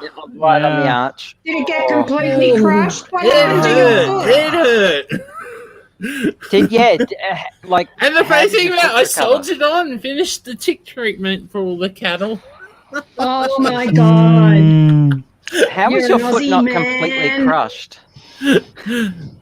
I How did you think it's because I was lucky it was lever upper. Thank God it was lever upper, so it took a little bit of the flex away from the bull. Oh, okay. Mm. But oh my God, it hurt. I'm not Mm. No, that's not the best story. In year 8, we were going down to the fields to move some cattle around, and we're told, "Oh, watch out for the drought master with her calf, because she is, she'll charge at you like a bull." And no. I said it was right against the fence, like the teacher said. Stand against the fence, blah blah blah. So we're all doing that. She comes out. Her stupid calf walks right up behind me. I do not know how it did it. She looked at me. She put her head down and charged at me. I grabbed onto her head and I was like this, trying to stop How are you her. still alive? And a little trick a teacher told us was to tap the top of the hole up the top of the head, and it actually shakes their what do you call it? Brain. Brain. Yeah, the front part of the brain. Jinx by And me, it Coco. just she Continental. she quickly backed off from me very quickly, and I shot up the hill trying to get out of the way. And the teacher goes, "I told you not to do that." Okay, the freaking thing came behind me. How could I not stop it? Yeah. I don't think I've ever Where did you grow seen a bull, let alone I have. interacted with one. I've seen a bull. They're very unruly creatures. Yeah. No, I think Yeah, where did you grow up that you're like... the country, right? You grew up in the country, right? Yeah. When you grow up in the country, you're around animals a lot more. I went to the high school up on the Central Coast called Noosa District, and it's one of the schools that has an on-school farm, and part of the curriculum is going up and doing ag stuff. So Yeah, up to the ag plot. I love high risk stuff in high school. Yeah, we just had 4-H. We had there's a fucking with my body, but never have I caused myself more pain than in my fucking welding courses. Because one day I'm doing a little bit of TIG welding, I've got my thing going, and I pull my hand out of my glove because like my glove is hot as shit. And I'm like, oh hey, this will turned out well, but I gotta clench it. Grab.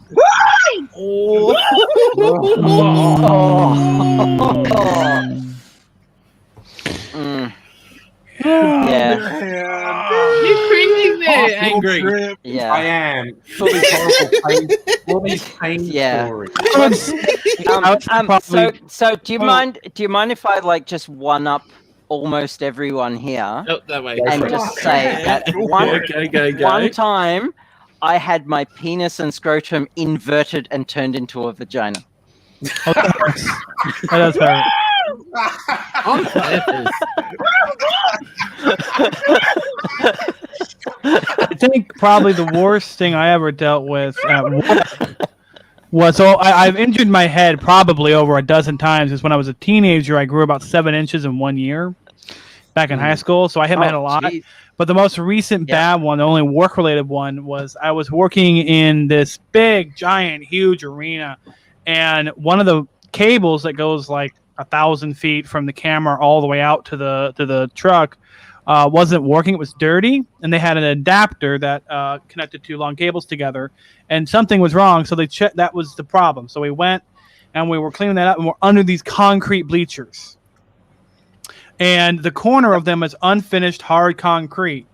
And so we're sitting there, we're cleaning it out. Okay, all right, the camera's good, we're good to go. All right, you get back to the truck, you got to go live in like 15 minutes. All right, and I stand up, and I fucking smashed my head right into the sharp corner of the concrete bleachers. And my head was like, ow. And the guy there, like, oh my God, I hope you're okay. Why? Because you're the guy who has to operate all. You have to get all the cameras so that way they don't get too bright or too dark. You got to get back to the truck.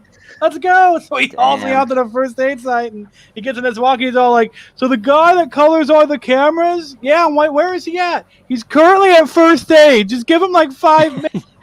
So I had to clean up my head and patch me up. Then I had to go back in the truck and then work with the world's worst migraine. I'm like, oh, the camera's too bright. And the director's like, it's fine. Just don't touch anything. You set it up, you're good. You just relax. So yeah, that's probably the worst. Anytime like a really bad head bumping incident. Oh yeah. It's actually the worst. Actually, you know what? This morning, especially on the top of your head. This morning, I smashed my head into a doorway, like full force. As I bent down, and I had to bend really down low because my girlfriend hung a bunch of clothes off of her, off the door, top of the door. So I had to duck down under the clothes. I didn't want to mess up her clothes, and instead of going straight, I went sideways, trying to duck below her pants and just crunch. Right in my head. Oh my God! I tell you what, that'll wake you up. So I'm on blood thinners, and it looks like I may have to be on them like forever now. Oh no! DVTs. I'm susceptible to deep vein thrombosis. Yeah. Thrombosuses. Be Anyway, happy you don't have a valve replacement because my mum's on the same stuff. Oh, okay. Oh, Yeah, but the it's doctor horrible. told me that if I ever hit my head on something, go straight to hospital. Oh shit! Because you won't be able to stop bleeding. I could get internal bleeding because of Mhm. a stroke, basically. Yeah. So I'm like, Jesus. so now I'm just always super careful. Oh Like, yeah. I don't need that. Yeah, Oh, helmet. yeah. My old man is the worst. He Like imagine just bumping your he head on works- something and all of a sudden stroke and die Dead. or My something. old Yeah. man does mowing Yeah. and all that, and Mm. the type of work he does, he gets nicks and cuts and all that. He comes home, his leg is all scabbed up for all Yeah. the cheeks and that. Mhm. He's on blood thinners too, and oh my Yeah, god, it it's horrible. induces Getting a a mild tick. form of hemophilia.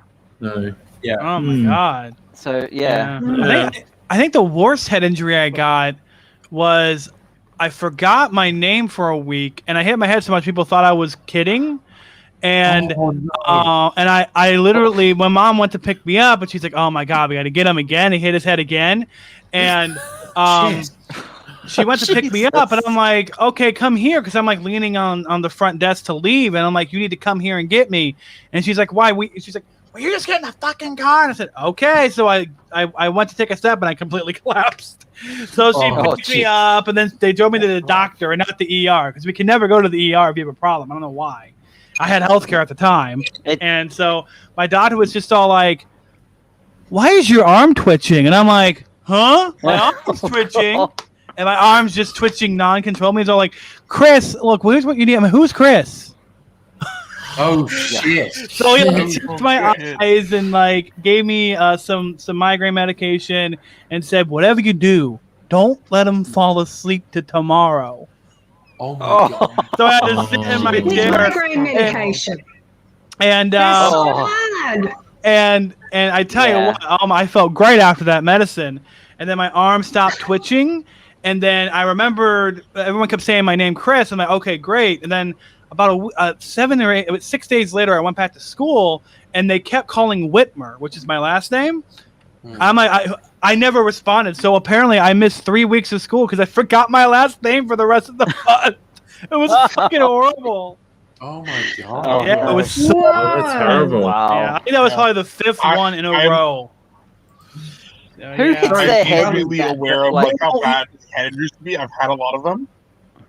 Yeah, like what happened was I Are took you physical. super tall?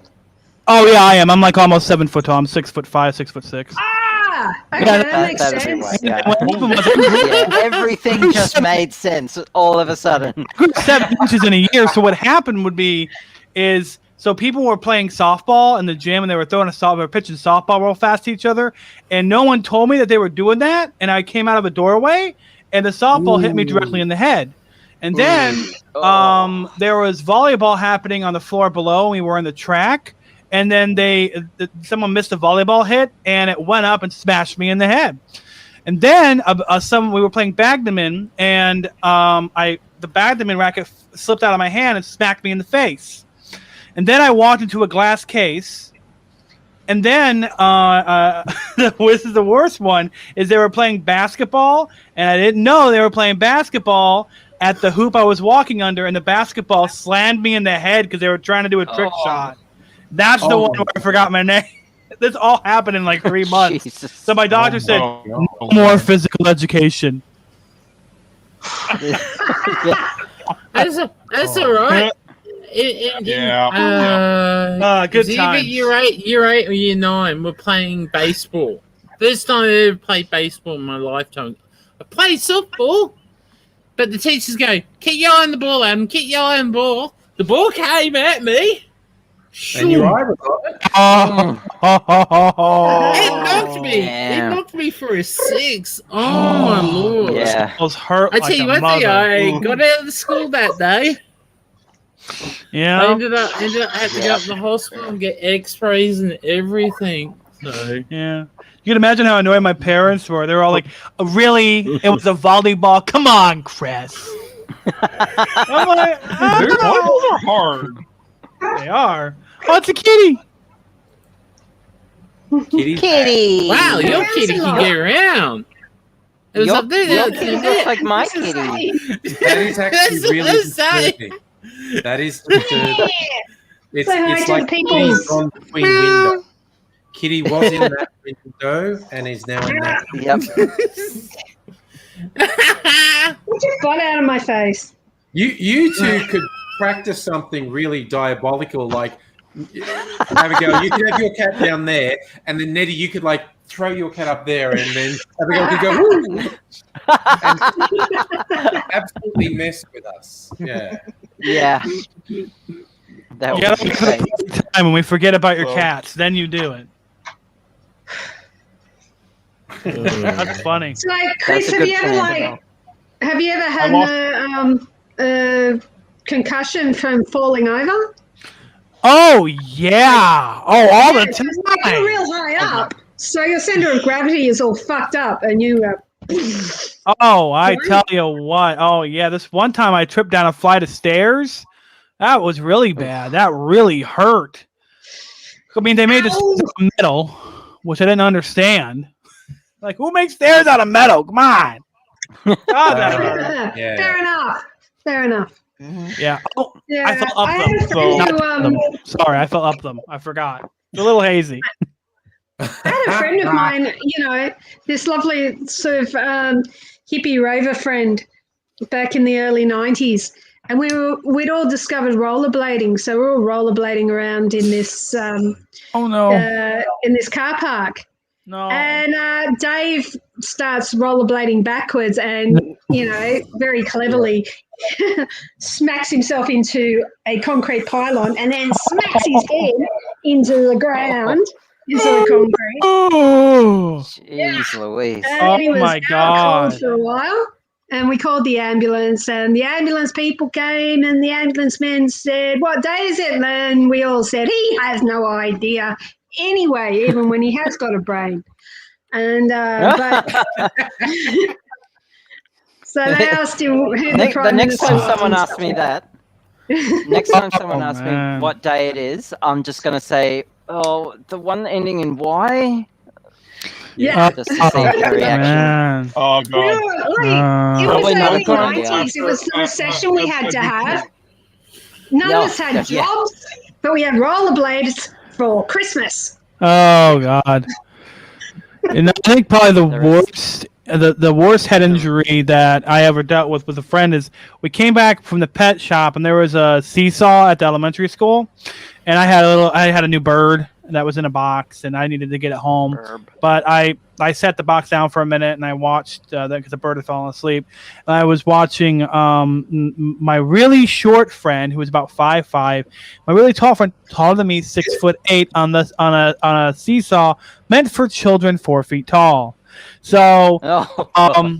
so the one guy was all like, all right, short guy, I'm gonna go right now. And he's like, all right, do it, jump down. All right, so he jumps down, and then he's like, okay, now I'm gonna go down.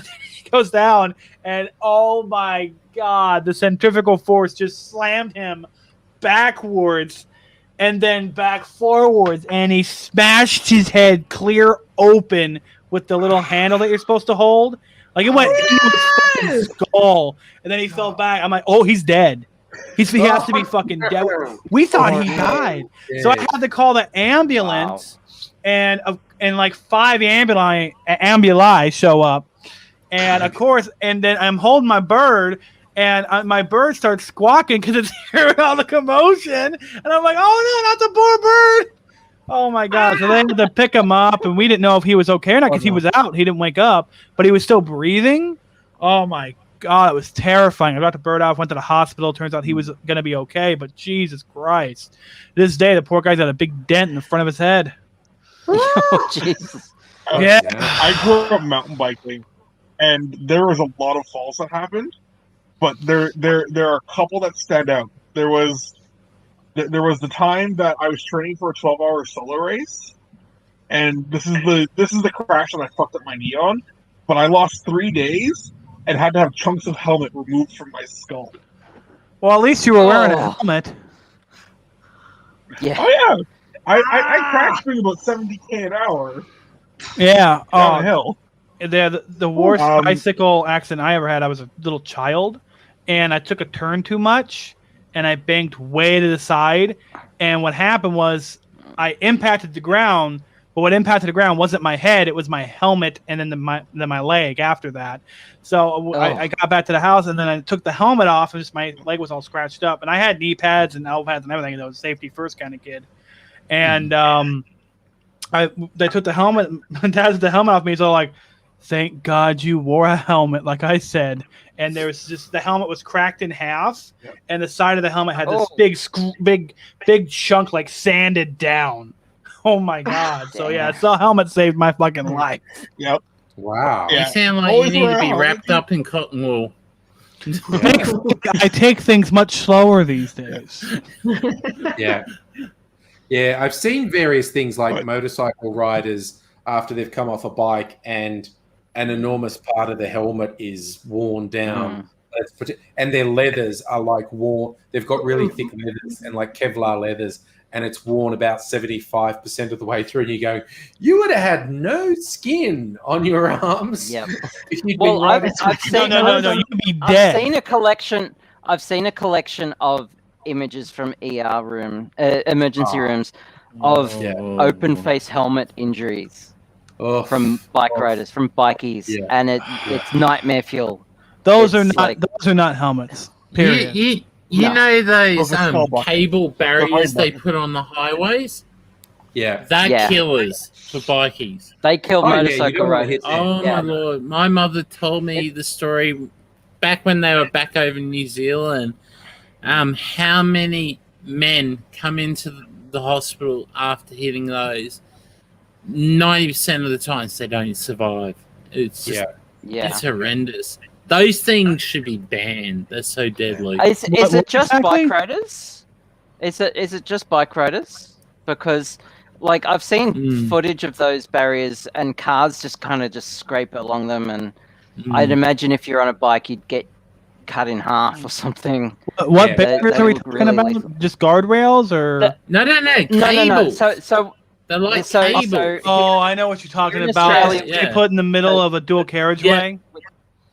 Yep. That's those are not. Yeah, they help. They're meant to slow down cars from impacting. They're not meant to do anything for a motorcycle. No, if you're on a bike, you just die.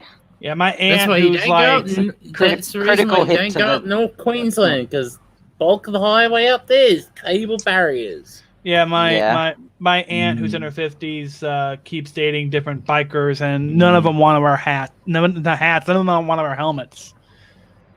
Oh. And it just drives me nuts. They're like, well, we got our leather pants and our boots on, and I got like a vest on, like with a tank top and a bandana for what? Come on, safe. I'm just like, oh my God. Like, I'm just waiting for the day I get the phone call, you know? Oh. Yep. So, yep. Yeah, leathers aren't going to stop your head from caving in. Wear a helmet. Don't do drugs. Stay in school. Oh no, you can. Be careful. It's okay. Stay in school. Wear a helmet. Only do a couple drugs. Don't drink too much.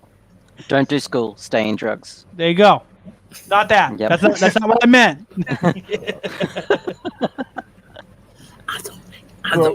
There's a member of my dad's motorcycle club whose girlfriend refuses to wear any kind of protective gear. Oh. And they were involved in an accident before the end of the season last year, and she wound up with 75% of the skin on the backside of her body missing, and was in hospital for about 3 months because she used to wear anything other than a helmet, and she'd be on a bike in a halter top and short shorts. Yeah. I'm gonna share one. I was reading some stories about like illegal drag racing in Australia, because a movie came out about that. Basically, this was quite a while ago. Someone's recounting stories from the real drag tracks. He said he was just arriving at one of the meets in Western Sydney, and he just saw this car that was racing roll, and it like just rolled a frightening number of times. It just went and it because they're going too fast. That looked bad. And then it stopped, and the door opened, and a woman who was on the passenger side, the girlfriend of the driver, got out and ran away from the car. And he thought, oh, she's okay. Wow, she's weirdly short, though. And what had happened is both her legs had sheared off at the knees, and she was in such shock, she was running on the stumps of her legs. Oh, That's one of the worst things I've thank ever you for heard. giving me a nightmare now. Oh, that- God. God, that's terrifying. Thank- Yeah. Thanks, Ozzy. I got stuck in a street race. Actually, I didn't know what was happening. Just the road was some weirdo was yelling at me to get out of the road, and the road was blocked off. I was like, "What the fuck?" I'm just gonna turn around. So I turn around and start going down the road. Then all of a sudden, I look to the left, and there's a Honda. And I look to the right, there's a Honda, and they're going about 90 miles an hour behind me. And I'm just like, "Oh my god!" So I ended up being the third car in an illegal street race. And I had to get out. I was like, "I gotta get away from this guy." Eventually, when they got to their mark, they stopped, and I just kept going. I remember going to some of the runs out in like Muskoka country where it's like good twisty roads and stuff. My cousin was a big street racer. That's part of how I got into cars. So I'd go and do ride-alongs, especially because I was just learning how to tune at the time. So I'd make sure everything was working right, or it was to boost pressures. And I remember one time we're in his car and we watched as two of the other people were in the race wreck, and I'm like, I'm never getting in a car without a cage again. I'm never racing in a car without a cage again.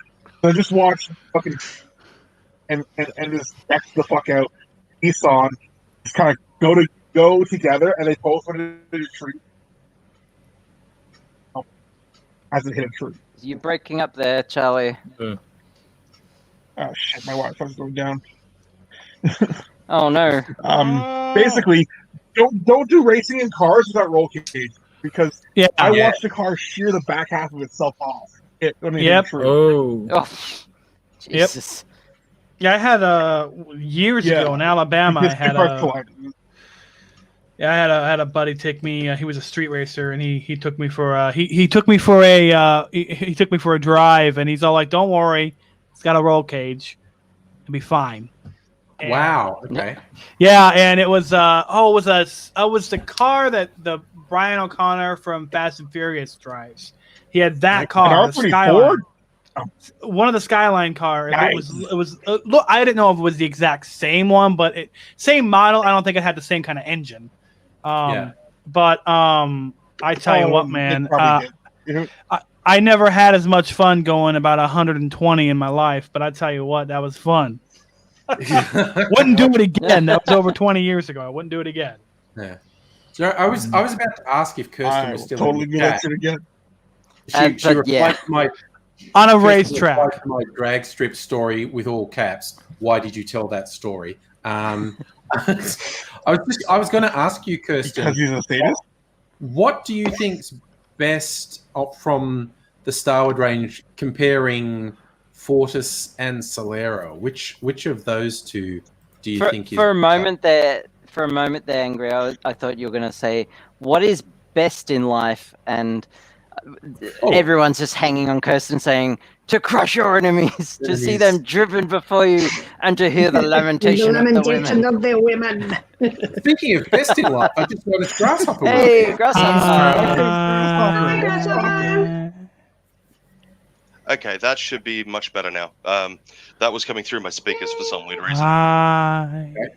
Hello, So what was your people. question to hello, Grasshopper? Angry, what was your question to Kirsten? Because I got sidetracked by Conan what the was the better Barbarian. Starwood whiskey, Fortis or Solera? And she said Fortis, and I've had Fortis, and it is very good. So I'm just thinking of purchases, basically. Yes, I'm looking at Dan's as well. Spending so much money. Can I tell a really good Aussie accident? Yes. Sure. As My opposed to an old American man accident? and my third oldest sister were riding on the motorcycle coming home one night, and they were coming up to the last corner before our house, and this big, massive roo jumps out of the bush, knocks my dad and my sister off their bike. My sister got trapped under the bike with the hot exhaust on her leg. Ow. And my old man Yep. got whacked and scratched across here by the kangaroo. Shit. Damn. Yep. Oh my god. God, Poor your sister had a burnt mark. Your roof is Yeah, Bruce are basically Oh. like 6.5 feet of pure muscle. Their and if muscle you and hit them, sinew. Yeah. This was an Yeah. Eastern Grey male. Yeah, It was an Eastern Oh. Grey. It wasn't the biggest root. No. Can you imagine if it Slightly was a smaller. red kangaroo? They're still lucky to be. Oh. They're still like as bad as that sounds. They're fucking lucky to be alive. Mm. Yeah. Yeah. And this Yeah. was at night too when it happened. So I talk Yeah, all yeah. the time. I mean, Australian deers for ya. I talk all the time That's- about my time over in Miami and fooling everybody into all of the various Australian stereotypes. But the one thing that I always said to them was, like, because I'd always come clean at the end of the night. I try and convince them of the most ridiculous bloody Clean. Australian As- stereotypes. as is your obligation as an Australian. Yes. Yeah. Clean. No, I absolutely, I came clean at the end of it all, but I had them believing all sorts of different weird and silly shit. But I always said to them, no, if you ever do come to Australia and you ever are in a circumstance where you do see a kangaroo in the wild, as rare as that is, if the kangaroo doesn't run away from you, don't go up to it thinking that it's cute and cuddly. Those bastards will kill you. Yeah. Don't Yeah. do it, you They know? will take your head off. Yeah. I just wanted to see what was in the pouch. Yeah. No, I saw a Facebook friend shared photo again of and it's a red sitting in a dam on a farm, and it's the caption like, "You might think it looks cute. Don't go in the water. It's waiting to murder you." And I always, I love how people think this is a joke. We're joking. No. Particularly if dogs have been chasing them, if they can get into a dam, they'll sit in the dam, and dogs are stupid as fuck and will chase them in. And the kangaroo's got its feet on the ground, and the dog's swimming, and the dog going, "Grrr," and the kangaroo just fucking holds them under. There's no dog here. What are you looking at? No. It's just, and it will fucking kill them. Don't go near them. If you see them go backwards on their tails, run. Run. Oh, yeah. Oh, at Run. that point, it's probably too late. Oh, I thought I just wanted to give me a hug. Yeah. Video from Why a is couple of everything in Australia? Oh, the dude who punches the roo. Yeah. Yeah, That's the- near the Dubbo, Scotty's where I dog. grew up. And it's funny because his dogs were going after this quite large roo, and it decided to stand and fight. And he's trying to get his dogs back, going like, and his dogs are stupid as hell and think they're going to. And he could see the roo's holding its ground, and it's going like, "Yep, you come within range, and I am going to literally gut you with my back feet." And to distract it, he ran up and punched it in the face, which was fucking hilarious. I didn't Actually- really, you see, it kind of shakes. Lucky to be alive. Angry, did you hear about the rest of that story afterwards? Did you hear about the rest of that story afterwards? What, with Yeah, people trying I to get him did. fired because he was a zookeeper. No, he worked directly with the kangaroos at the zoo, and they tried to either get him replaced or fired or whatever. And the people that ran the zoo turned around and said, "No, that's the way that you deal with the bastards. Yeah. You punch him in the face." Hurt it. It's an hilarious video because you see it. He just does a right hook into this side of this kangaroo's face, and it kind of shakes its head like, "Did you just?" Yeah, punch like what the fuck? Yeah. What are you doing, you silly pink ape? Yeah. Yeah, and the Yeah. dog pull back, Reminds and me the of the- kangaroo goes, "Fine, I'm leaving." Reminds me of the Austin Powers. I mean, who throws a shoe? Honestly, The shoe. Oh my god! That's the thing The about. funniest thing in that movie is when the guy is like driven off a cliff. He's like, "I think I've broken yeah. both of my legs." That's that's the the thing guy about. that's the guy that goes through the trapdoor, and he's like, "I'm burned quite badly, but I'm still quite alive." Like Dr. Evil's Yes. trying to talk, and he keeps on talking over the top of him. So many Yeah. moments of those movies that were actually quite funny. Poor old Mike Myers, he went off the deep end though. Did he? I didn't know what happened to him. Now, Just another watch the Locker. Australian animal to avoid is the cassowary. Oh, Oh, jeez. yeah. Oh, fuck, yeah. Just as bad as the kangaroo. Bird. Murder bird. Yeah. As I always, They actually have warning signs up in North Queensland warning you. I always say to people, the cassowaries are proof fucking positive that dinosaurs existed, because just look at the bastards. Dinosaurs were birds. But you talk about warning signs, Shieldsy. The cassowary is a warning sign. You look at its colouring and its legs and the fucking horn on its head. What bird has a horn on its head? And one that wants to kill ya. Actually, talking about North Queensland, note banana prices will be going up soon. Yeah, the cyclone just hit. Yeah. Oh, because of the storm. All the banana farms are being wiped out again. Again.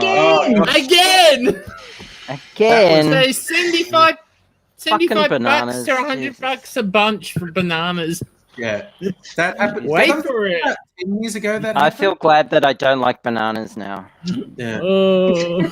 Because that happened about 10 years ago, and for a year, bananas were just horrifically expensive, and it became a running joke. Like, you get a banana with your lunch. Are you single? What? I can't remember. It was like $10 a kilo or something ridiculous for bananas. For a fucking banana at one point. Oh god! And what bananas we got back down here in Melbourne were shithouse. They were like bruised and battered. And one of my wife's that's what favorite happened. Is Vegemite and avocado on toast.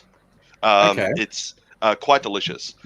We went out to a restaurant a few years ago for breakfast, and I've ordered myself, the big breakfast. So I've got bacon and mushrooms and all of that sort of stuff. And she's come out with 2 gigantic pieces of Turkish bread with avocado and Vegemite on it. And she sat down at the table across from me, and I said, that's why we can't afford to buy our own house, right?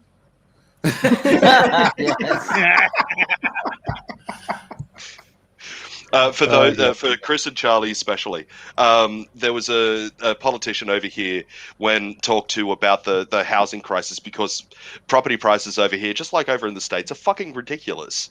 Absolutely fucking ridiculous. And there's been quite a few activists turning around to the government saying, you need to do something about this, like, get on top of negative gearing, or, do something that actually helps. And there was a politician that turned around and said, well, the reason why people can't afford to buy their own home is because they're willing to spend $5 on a piece of toast with crushed avocado or something. yeah.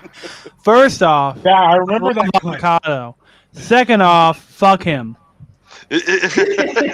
Yeah. Yeah. Oh no, I live in Toronto. One of the most expensive housing markets on the fucking planet. And the biggest problem is foreign investors that will have empty ass condos that aren't renting. Okay, Charlie, with you saying that, every single Sydney-sider that lives close to the CBD of Sydney, and every single Melbourneite that lives close to the CBD of Melbourne, are all saying, "Hold my fucking beer," in terms of fucking housing affordability. Oh my god, housing! I mean, oh my god, you want to talk about housing affordability? Jesus fucking Christ! You got to fucking cut off your right arm to just pay rent here. I got this shitty 2-bedroom Econo box for like.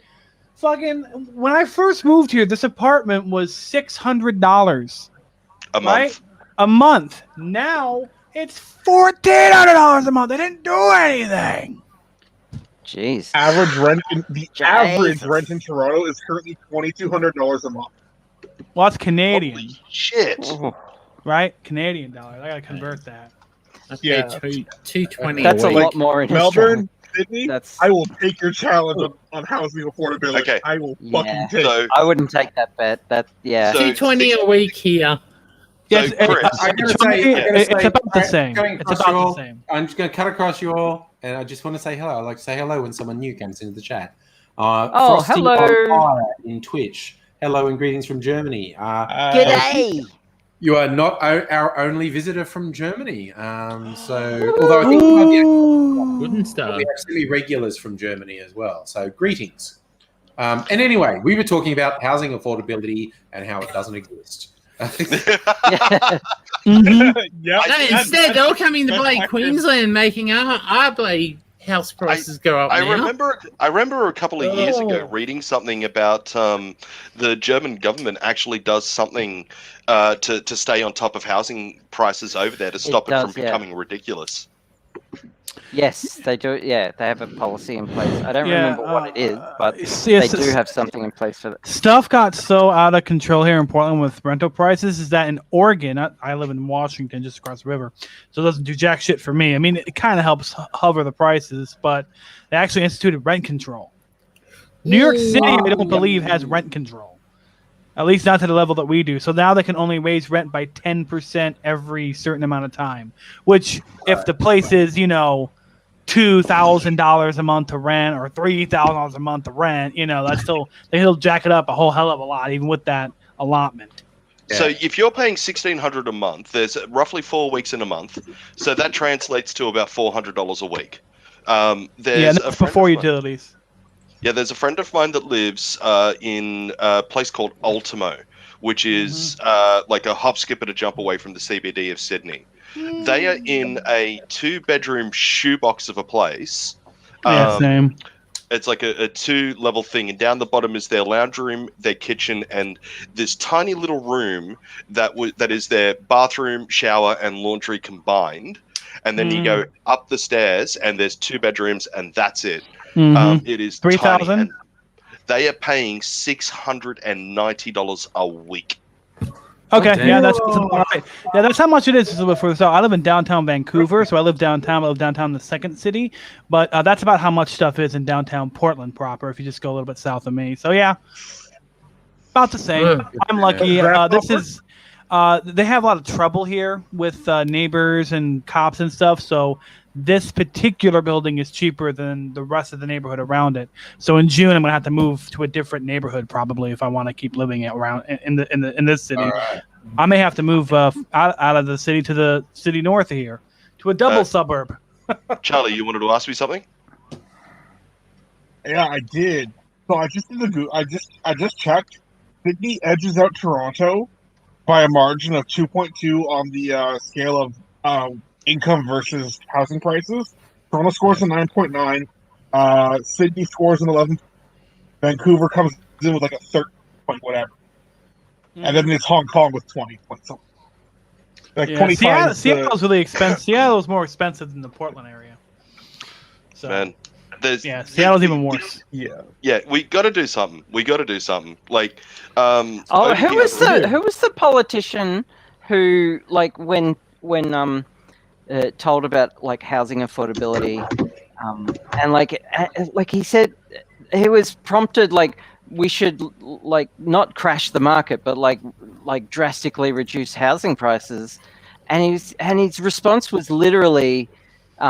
If housing prices got that low, everyone would be able to afford a house. And he said it in a bad way.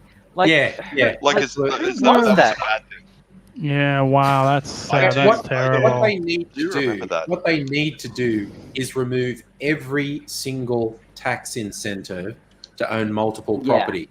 I'm That's okay with huge. That would be fucking huge. But the fact that people are incentivized to buy multiple properties and do negative gearing bullshit. It's like, no. Remove every single tax incentive to buy multiple properties. So that was one of the things that Shorten wanted to do if he won the election, is that he wanted to get rid of negative gearing, but he didn't want to. He was going to make sure that there was a grandfather clause in there, basically saying that if you've already got prices that are negatively geared, it won't affect you. But in the future, people won't be able to do it, and that'll put downward pressure on the housing prices over time, as opposed to tanking the market and driving Australia into a deep, dark fucking recession, because our economy is hung to our housing prices, like fucking so close. We have that same problem in Portland. But good news is with the rent control and everything else, they've started building more commercial buildings, which I don't know if that's good or bad, but that's what they're trying to do now, I guess. But yeah, it was a serious problem, and everyone said that rent control would taint the economy. But like what you said, Grasshopper, it's not something that would, people have grandfathered into it. It's very, very incremental. So that's why it worked here. Let me give you an example. We bought where we live at in 1997, a 1 acre block with the house already built for $375,000. Now, After that, we've spent some money on upgrading the house. We've got solar installed. We got a driveway put in because we didn't have a driveway and all of that sort of stuff. So with all of those things, every year we need to get that evaluation done for the house insurance, house and contents insurance. Yeah. And so they did an evaluation with the solar panels, with the driveway, etc. We were insured for up to, I think it got up to about $420,000 for the block of land with the house. Now, this same block of land with this house, with no further modifications and no further upgrades, is worth $1.8 million. Yeah. The house that my buddy's dad lives in, when he first bought it way back in the 90s, it was like 180 grand, and now it's worth about $700,000 to $800,000. So, and he lives way out in the suburbs. In fact, one of the few suburbs that isn't easily accessible to a freeway. So that's insane. Yeah. Where my mum lives, she literally lives in a place that is in the middle of no and where. She lives in a place called Hivesville in Queensland. When she bought her quarter-acre block, she was able to buy it for $8,500 Australian dollars. Now, Hivesville is still the middle of no and where. It is a one-pub town. It is the tiniest little outback place that you've never heard of. Most people are on dam water and solar batteries out there. I've never heard of it. I live in Queensland. No, you got to go to Brisbane and 4.5 hours inland. But anyway, she's been there now for just under 6 years, and the block of land next door to her just sold for almost $80,000. Yep. I got priced out of my hometown, which is in the middle of nowhere, Indiana. Very small town. It went from about 15,000 people to about 40,000 people in about 15 years, and they tore the whole town down, and then rebuilt a new one on top of it that I couldn't afford to live in anymore. Also, might I just say, it is so good to be back inside my office. It should be with air conditioning again, because this is Sydney and it's summer, and being out in the garage sucked. Being back inside in the air conditioning is just so good. Mm-hmm. Oh god! Especially when you got cute little puppy dogs right behind you as well. That's little Max. Woof woof. And my office chair that is literally fell to pieces on me last night. This is my opinion of dogs. I bought this sticker. All right, you're welcome to your wrong opinion. You're welcome to your wrong opinion, Abigail. Dogs are the best. Dogs are actually the stupidest. Dogs are the best. No, don't get me wrong. They're adorable and fun, and they want to do dumb shit with you. Dogs and children are great as long as I can give them back to their owner. Don't get me wrong. Neither. I love cats. I'm all good with cats.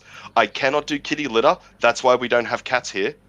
But if I didn't have that problem with kitty litter and I was given a choice, I would still take a dog over a cat any day of the week. Any day of the week. They're so needy, and they're just in your face, and they're just because they love you. I can't stand it. Cats love you too. They just show it differently. Okay, so what you're saying right there, Abigail, is you're saying that if you ever meet me and I run up to you and I start licking you all over the face, you're not going to like me. Is that what you're telling me, Abigail? Because it just sounds completely, just preposterous.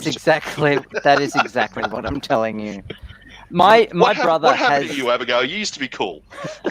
My brother lives on a farm. He has 6 dogs and a bunch of cats and stuff, sheep and goats and alpaca and stuff. But he lets he's got these 3 big dogs.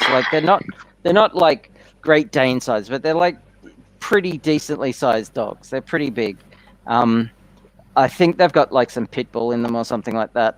And they live in the house and go outside to poop, but they sleep in the house. And every time I go there, every interaction inside involves these fucking dogs. They're just so in your face. You can't rest. You have they sneak into bedrooms. You're sitting on the couch trying to watch some TV, and there's fucking dogs there. And they're huge. And that alone just put me off dogs forever. It's just ridiculous. One of my best friends in the world lives over in Perth, and she is the quintessential single cat lady by design. She has absolutely no want or need of a partner of any description. She lives in her own little apartment with the 2 cats, and she loves it. The last time I went over to Perth, I crashed at her place as opposed to staying in a hotel. And I would close my bedroom door when I go to bed, and at bloody 3 o'clock in the morning, at the bloody bedroom door, meow, meow, meow, meow. You know, 1:30 in the morning, the other cat's outside of the bedroom window, meow, meow. Like, don't tell me the dogs are the only ones that are guilty of that shit, because cats are just bad. Dogs do it 24/7 though. Like, dogs do that all the time. Cats just do that when they want to get fed. And you just feed them, and then they shut the fuck up. Yeah, pretty much. And go away. Like, although the one thing I did that is not an equivalence. That's the one thing I did enjoy though was the 3:30 a.m. zoomies of the 2 cats. That was always entertaining. Oh, that is always fun. We love the zoomies. We love them. We love them. My cat doesn't do zoomies anymore. Do your cats ever get a dose of the zoomies there, Angry? One acts like I'm going to murder it all the time, and she does. Well, you should stop walking around with a knife. I know, like walk past it, and she suddenly goes, it's like, in her mind, it's like, okay, I've been safe for 10 years, but I think today's the day. He's going to murder me today. It's ridiculous. That's how I think about my cat. He sleeps on the bed. That's how I think here's the thing about cats. Here's the thing about cats. And as a lover of cats and not liker of dogs, it pains me to say this, but cats aren't self-aware. They are just creatures of pure instinct. They look intelligent, Evil. but it's just pure instinct. It just mimics intelligence. Dogs, on the other hand, have some intelligence enough to be actually stupid. I don't know. Whereas cats are just creatures of instinct. I mean, quick we got funny a story. cat trained on a leash right now, so I don't know about that. The other dog that we've got, a little fox terrier by the name of Jack. You can train goldfish. That's not training. Does not depend on intelligence. When we first got him, my wife was dead set that the dog was not going to sleep in the bed. Okay, that wasn't going to happen. So we bought him a little dog bed. And, for the first few weeks of having him, he'd come up to the bed and he'd whinge when we were lying down. And we were like, no, go to your bed. No, go to your bed. And he'd eventually stop whinging. He'd go to his bed and lie down. A few weeks goes by. We go in for a shower. We come out of the shower, come back into the room, and here's the dog bed in pieces everywhere throughout the entire bloody bedroom. We're like, okay, that dog bed is dead. Before we managed to get him another one, we had a little chair in our room at the time that my wife used the study chair when she was doing correspondence uni. And he decided that was going to be his pride of place then. So we'd go to bed, he'd come up and he'd whinge, and we were like, nope, go to bed, and he'd go and jump up on the chair, and that was okay. Then my wife had to have an on-campus block, which is where she actually had to be physically at the university. And the university was literally around the corner from a parent's place as opposed to a couple of hours from here. So she stayed at a parent's place for the week that she was at the on-campus block. This little smart-ass dog figured out that if Daddy was snoring, the little dog could jump up on the bed and Daddy wouldn't wake up.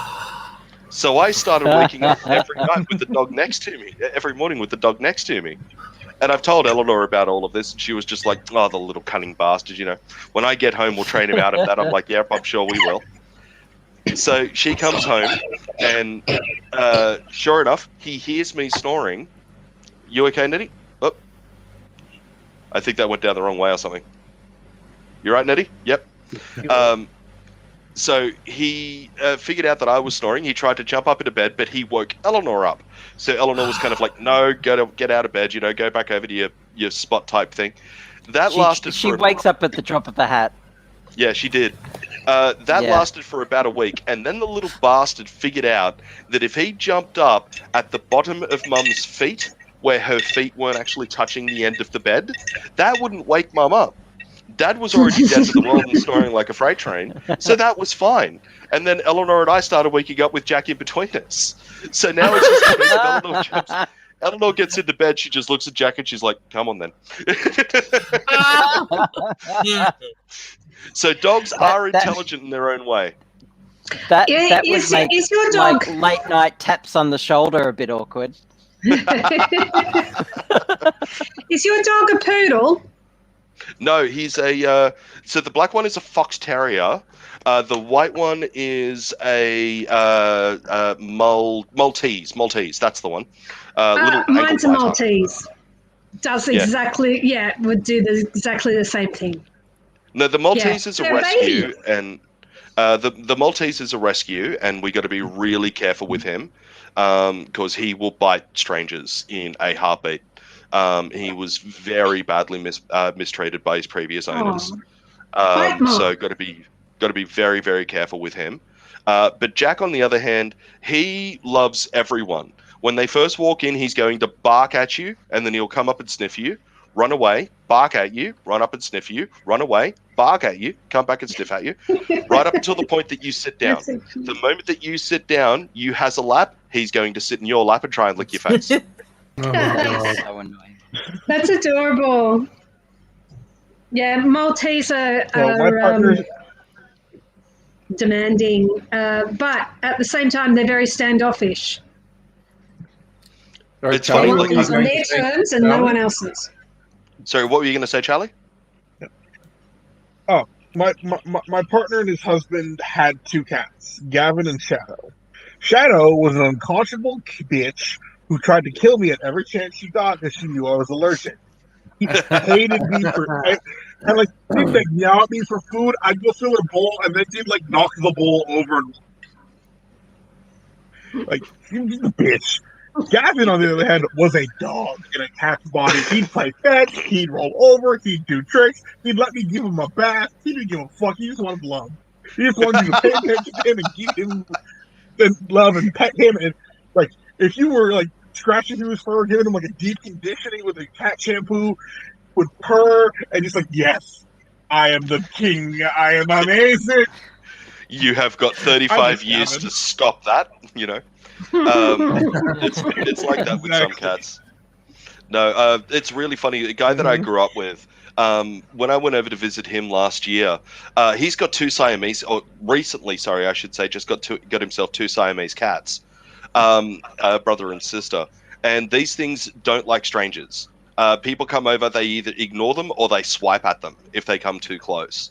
And they were always a bit afraid of having friends come over to see them because they were afraid that the cat was going to attack them. I've gone over there one night to pick up, my friend's name's Bradley. We're going to go out and pick up his husband, and then we were going out to his husband's best friend's place thing, get-together type thing. And as I've arrived, Bradley's gotten home from work late that night, and he was like, look, just give me 10 minutes. I've got to have a quick shower before we go. I said, yeah, no, fine, no worries. Now, I sat down on the couch at his place, knowing that he had the cats, just didn't pay him any attention, just sitting there on my phone, just playing a game, doing whatever. The next thing I know, all of a sudden, I've got this cat up in my lap. And I'm like, oh, hello there. Give it a bit of a scritch. The other cat's like, hey, hang on. He's getting a scritch. I'm not. That's not acceptable. Straight up onto the couch next to me. It wants scritches too. So I'm sitting there, one cat in each hand. And, you know, I feel like the Bond villain that should swing around in the chair. Hello, Mr. Bond, you know. And I yeah, see you thought you were past my cat. and the cats are just purring and just loving every second of it. I didn't know at the time that these cats were antisocial, swipe at strangers type people. Bradley's come out of the shower in his towel, and he's walking past me and damn near dropped his towel because here's both of the cats up in my lap, as happy as Larry. And he's like, "What the ever living hell? You're not a cat person." Everybody else that comes over here to visit us loves cats, don't want to have anything to do with them. So there's a secret with cats, and like it's one of the reasons one of my exes actually called me the cat whisperer. Cats respond better to being ignored than they do like when you try and get their attention. So it's always the non-cat people who try to ignore the cats that get all the attention from the cat. It's opposite day. All cats have Asperger's, so, you know. And then have warmer laps. Yeah. Yeah, no, you got to have the warm lap, that's for sure. But more than that, like the one animal that I would love to own as a pet, but I feel is kind of cruel to the pet in and of itself, but it would be especially cruel here, would be a bird. I would love to own like a proper nice big cockatoo or a rainbow lorikeet or a macaw or something like that. I think they're absolutely beautiful animals. But I don't feel right about keeping any of those animals in a cage for all of its life. But more than that as well, our black dog Jack has decided that all birds are the enemies that must be destroyed. And it's incredibly entertaining when you open up the back door for him to go out to the toilet. If he looks outside and sees a bird, he's off top speed at the bird. And of course the bird just flies away, and he'll stop where the bird was and look up and start barking at it like, "Get back here, you bastard." It's really funny. He's a black dog. Yeah. The fox terrier is the black dog. That's Jack. The white one is Max. So you can see Max. You can see Max just lying down on the bed there. But on the other side of my destroyed chair, Jack has made himself a little cove, and he's quite comfortable there. Does Jack get swooped? Oh, so we get those bloody Indian miners, the ground nesting birds. Yeah. And they love nothing more than to build a nest in. We've got a little paddock that we refer to as our horse paddock, which is right at the back of our block of land. And that's where they love to set up their nest. But that's also happens to be Jack's favorite pooping place. So there's a constant battle between him and the Indian plubbers every time that they go there to bloody nest. And it is really entertaining to watch.